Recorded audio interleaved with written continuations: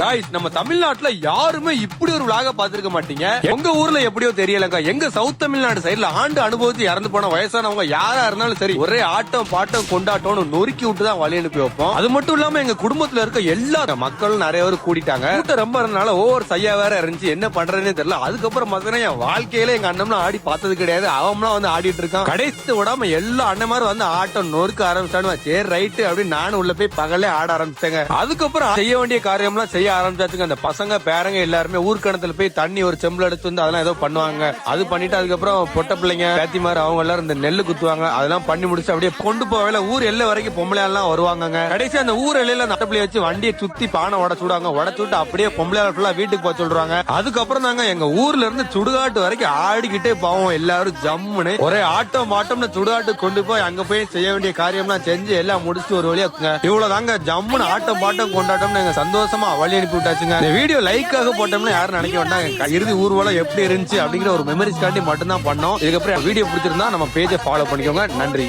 இது பஞ்சாயத்து ரோடு.